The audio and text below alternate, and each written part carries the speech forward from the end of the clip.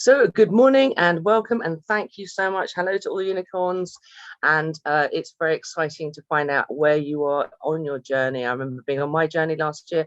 My name's Cherstyn Hurley. Thank you very much for the lovely introduction, Tina. So today we're going to be looking at building public health communication systems that are credible and full of accurate information that are worthy of trust. So here in the UK today, we've got 44,000 over positive cases. We've had 45 deaths within the 28 days of the pandemic. 50 million, nearly 60 million people have now had their vaccine. 46 million have had their second dose of vaccine, and now 15 million people have had their booster.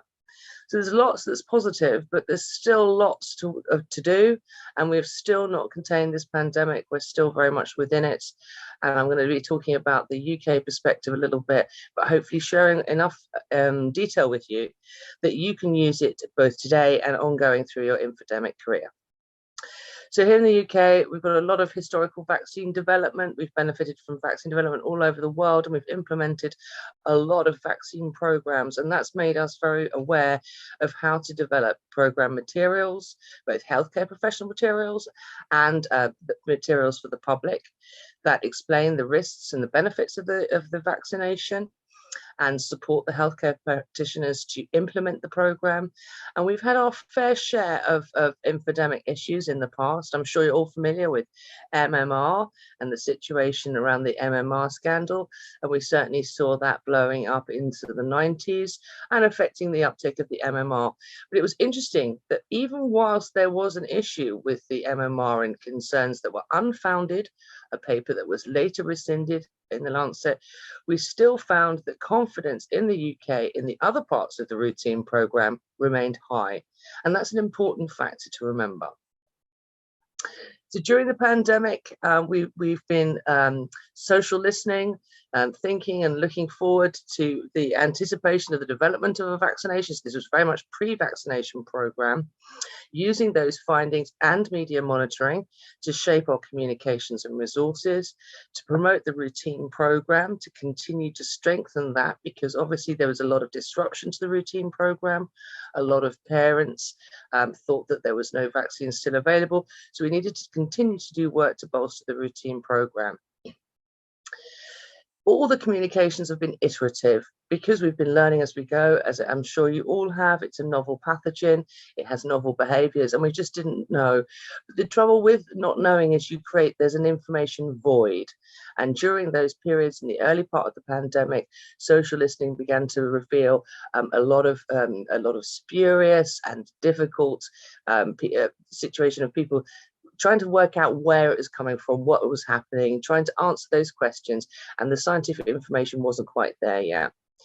So with all of our programs, we have surveillance, and we have our yellow card system, much like you have in other countries, and that's an opportunity for both the healthcare practitioner and also the public to report side effects of any vaccines or any medicines, in fact. And we would use those changes and findings as we went through to change and adjust leaflets, posters and resources, including the Green Book, in anticipation of the development of a vaccine. So we had a lot of emerging themes. I think it was really important to understand about these themes. A lot of you will be very familiar with this information relating to quack cures, saltwater gargles, 5G masks, not believing the pandemic is happening is still a problem. Transmission fears, disbelief that it's actually happening. But it's really important to remember that the health professionals in any country, including in our country, are also members of the public and actually are vulnerable to misinformation just as much as people outside the health profession. And that was something that was quite a new revelation to me, that even people who are very competent in their field, quite high level, in the state of panic in a pandemic, were very vulnerable to misinformation. And I had quite high level medical practitioners contact me to ask me about the contents of vaccines and to ask me about some of these issues. So misinformation and disinformation can affect health professionals at every level. And that was particularly prominent when we had large scale backed actors promoting bleach and untested cures. And we have seen some significant activity both in the UK and in Europe and further afield of health professionals actually being part of the misinformation story, part of the misinfodemic problem. So if we look at who's most trusted in the UK, we have the NHS, and nurses and doctors are listed as the most trusted health professionals. But in a climate where even the health professionals are concerned and have information voids themselves, it really does test your system, and our systems have been severely tested. The public do have high levels of trust in the information that they receive from healthcare professionals. And pre-pandemic, 95% of parents said they had great confidence in the programme. They agreed that vaccines were effective, and that they said that they trusted vaccines. And we had good uptake of most of the vaccines in the routine programme. And it was clear where people were getting their information. 54% of people were getting information from the NHS leaflets. We have the Red Book, the Infant Red Book in the UK, and that's a really good tool to record developmental milestones, and also records all important vaccine doses.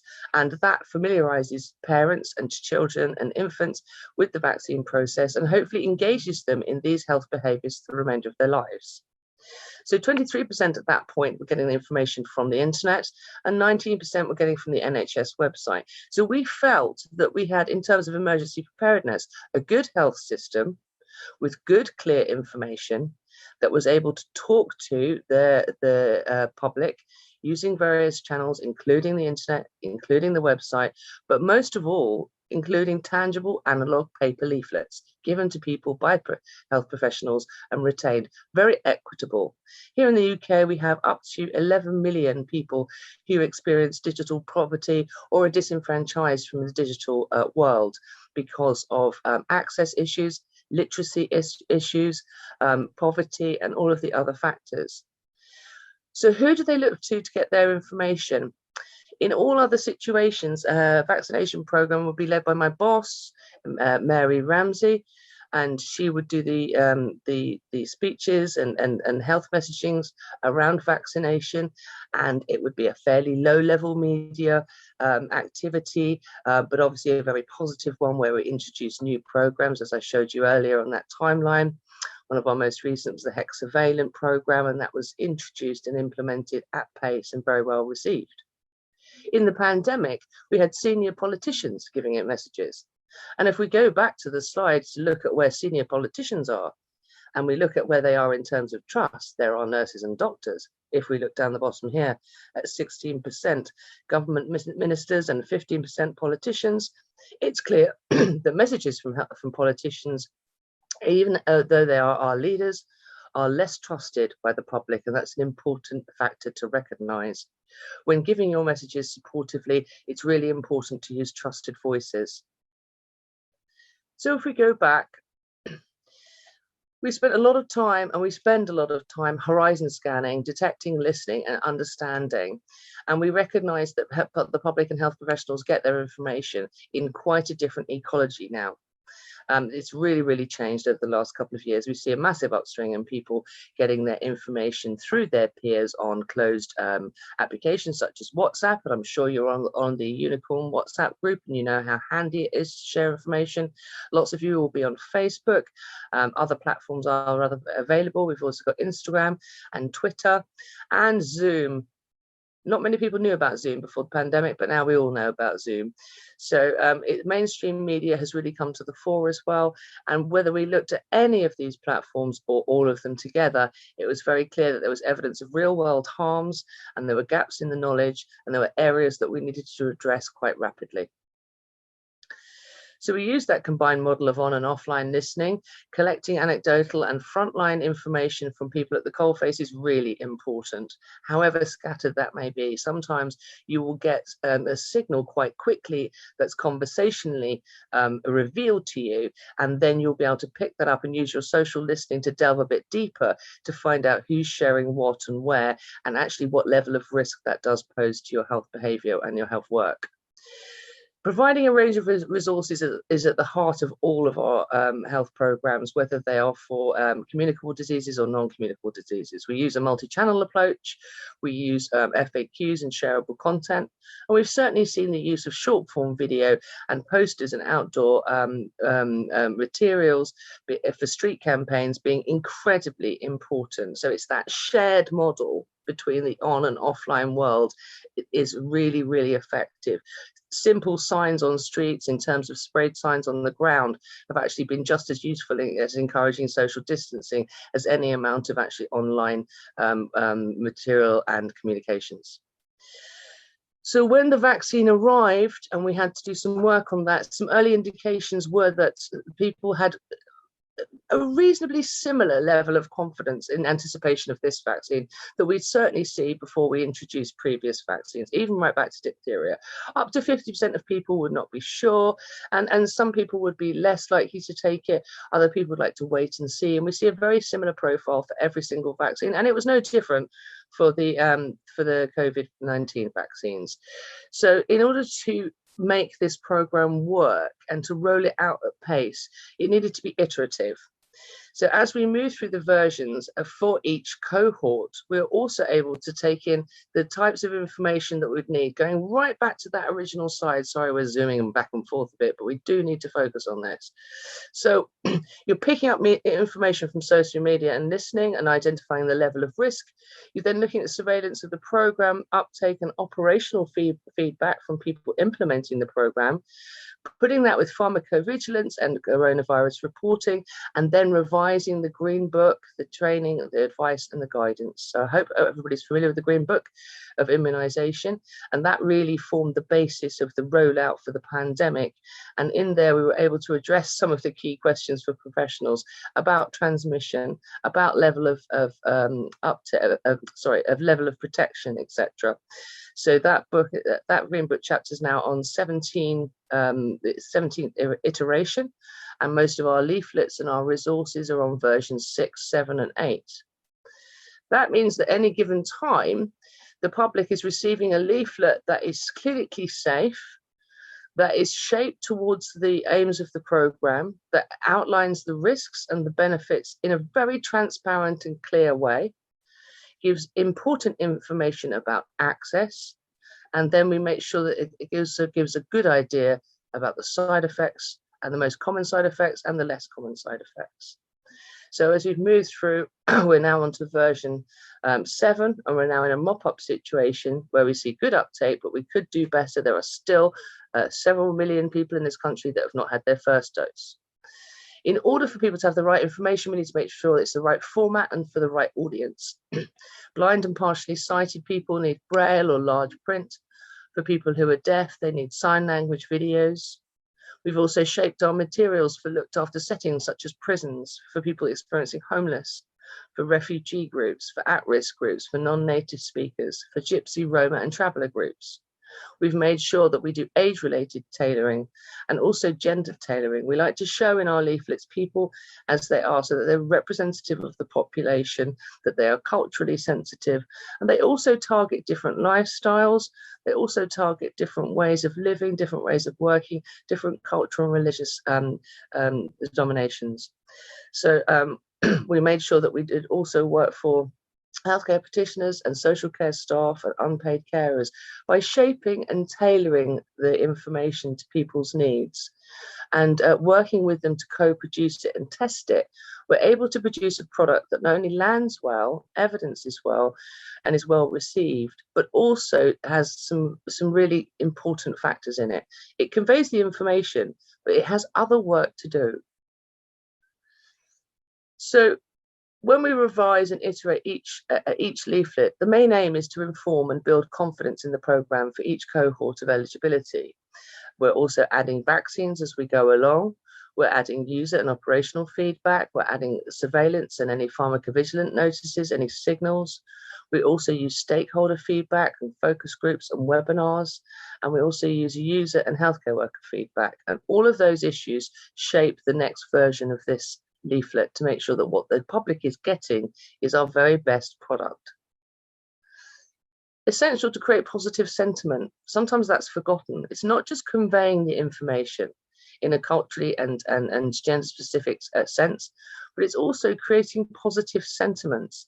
Every resource has a job to do, and peer-to-peer building confidence is really important. The humble sticker can work really hard for you in relation to what you pay for it. It can do a lot of work in signaling it. And we see good use of digital stickers and digital banners online. It doesn't actually have to be a tangible asset. It can be a digital asset.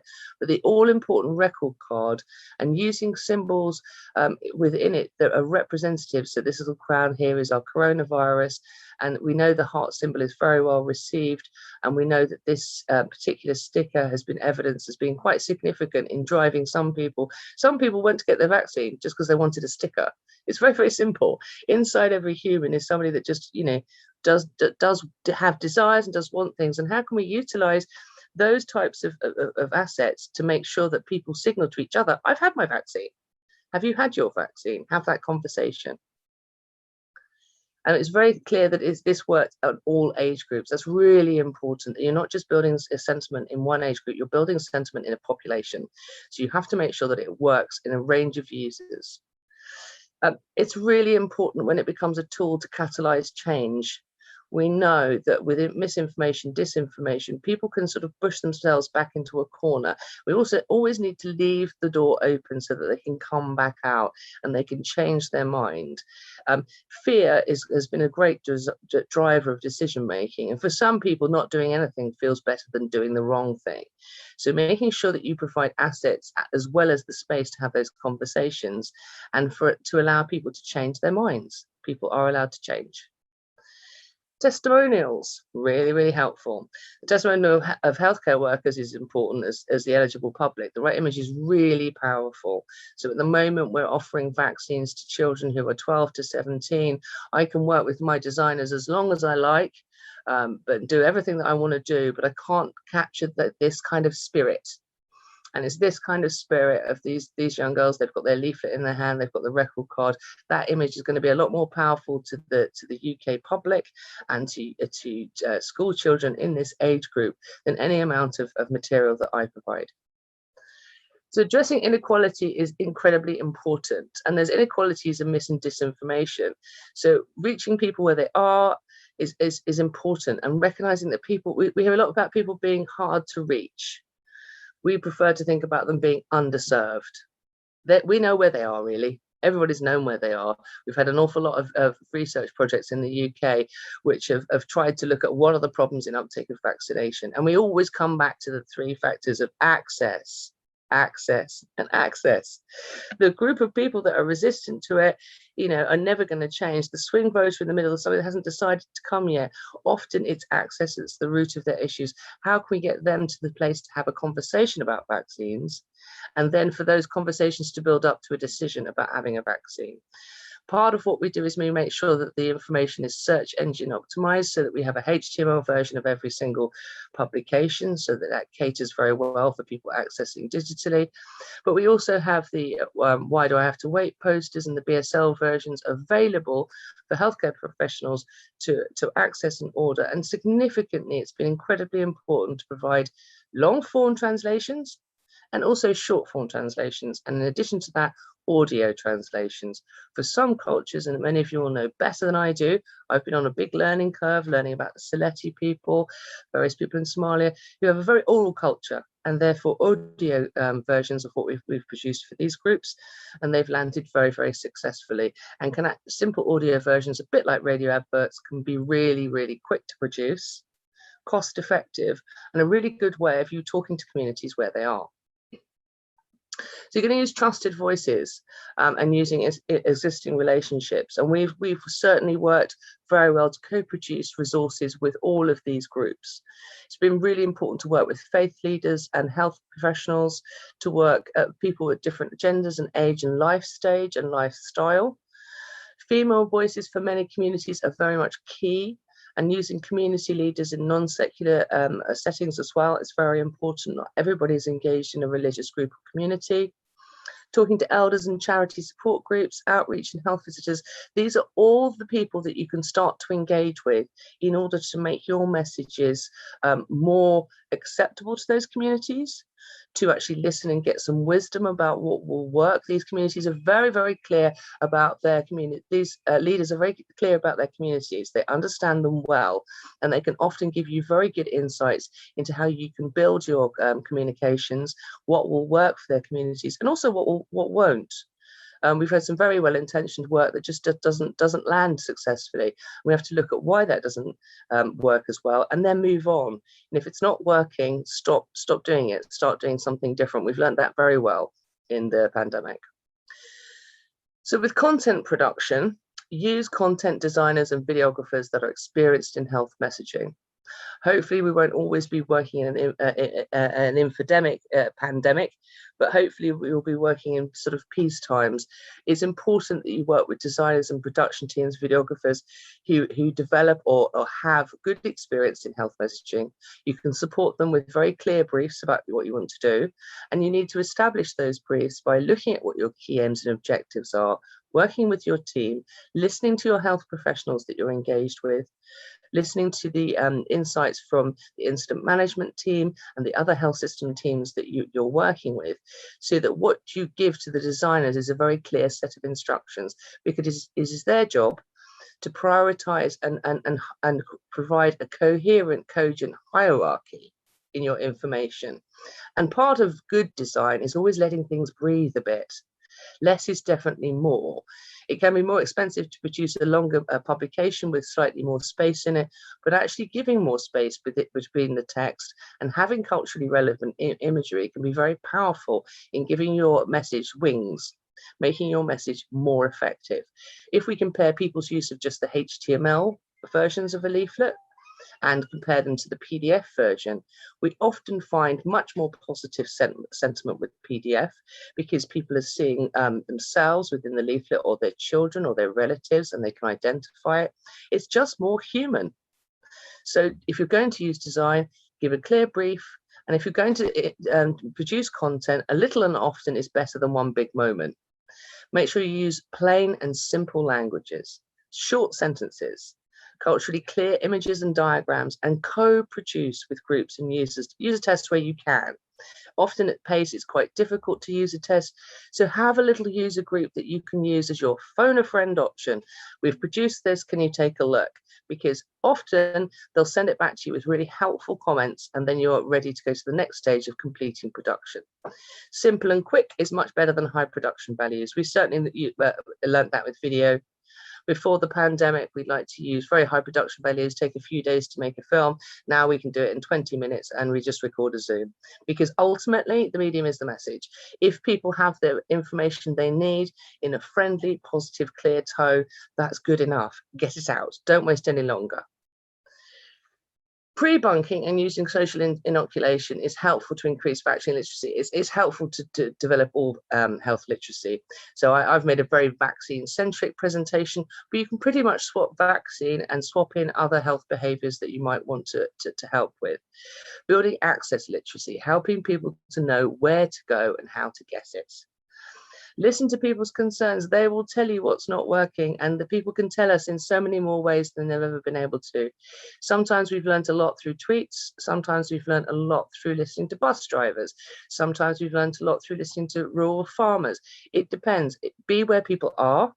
Keep your mind open and broad, and don't assume, because most assumptions at the heart of them, there is some kind of information that you're not taking in. You need to keep yourself very open and respond to the information with facts and signpost to trusted sources. All these steps build confidence, and that's what you need to do. So again, in our first phase, we produced a lot of these style of imageries so that the public could start to understand how we were prioritizing these groups, and understanding that the most vulnerable groups get the vaccines first. And that was really important, not just for health professionals, not just for people, the public, but also for the media as well to understand. Giving the media a good understanding and helping them to understand some of these complex facts is really important. So, are you clear to publish? When we're working on making an intervention, we have to work with the communications lead, both within our own organisation, often within the government organisations. We need to have clarity about the process and the sensitivities. What's the process? Who do we have to speak to? What clearance does something have to go through? Make sure that whenever you're making something with regards to health behaviors, that you're getting clinical and epidemiological and operational sign-off every time. Communications staff can be absolutely wonderful and amazing, but sometimes what sounds good and what feels right in a media way is not technically or clinically correct and safe. So we need to be quite careful between finding something that works from a media perspective, but understanding what's clinically. Sometimes the clinical issues don't lend themselves to very simple, what's the word? Reducing down to very simple messages. Sometimes the messaging around vaccinations is certainly in this pandemic have been actually quite complicated. And it's important to be quite honest about that. You need to spend time building relationships. And that's with your comms leads, with the people that are going to be managing those inboxes, making sure you know who you need to know to get things through. And also, more importantly, when they get stuck, who to talk to. So be available and be tenacious. Fortune favors the determined. It's terribly important to just really stick at it and really lean into your team members, get that support, and keep checking and keep looking for the next stage in the clearance so that you can push all those dominoes in a row down and get your publication out. If in doubt, go simpler, go smaller, and get something out rather than going larger and bigger and more complicated, and it's spending a lot more time being cleared by the various different departments. Cultural and religious context can be really, really helpful. So shaping messaging around religious festivals, understanding what people's lives are and how people are living them and how they're celebrating festivals and parts of their lives that are very important to them, and recognize how you can shape the health messaging to be supportive to both those religious or cultural aims and to what people are doing. There comes a point when we all have to deal with something difficult, safety signals and difficult news. We certainly saw that early reporting of safety signals. We saw issues with regard to blood clotting in relation to AstraZeneca, which eventually resulted in AstraZeneca not being given to people that are under 40 years of age. Certainly was given to people earlier in the stage, and as the situation unfolded and the reports came in, it's really important to give clear, prompt information, clarify what is known and what isn't. This is what we know, and this is what we don't know. Explain the risk and support healthcare practitioners to have a strong understanding of it. And relaying that information in comms to all levels and the public was really, really key. It's very important. With the transparency and the trust we have, it's incredibly important to constantly mitigate actions to not threaten the trust people have in the routine vaccination program, and to keep vaccination programs quite distinct. So you're going to have to deal with difficult news, possibly with relating to wisdom. So how do you shape those messages? At what point do you actually release the message? And there is no sweet spot. You just have to act. And I think earlier action is easier, remedial action is easier than later action. And what we've learned in the pandemic, that you're never going to get it perfectly right. But ultimately, you have to make a decision based on the data and information around you, in tandem with your incident manager and your team and your comms lead, and make that answer available and have that clear, prompt information. Have your story. So keep your timeline updated. You should have a timeline, even if it's only on the back of an envelope at this stage. You should have a timeline of what information has been dropped when. So seek to control your narrative. Watch that story unfold and beware of everybody wanting a piece of the action. We've really suffered from that in the UK. Everybody wants to do their own guide to COVID vaccination, including lawnmower manufacturers and, farm suppliers, etc. Everybody wants to do their guide.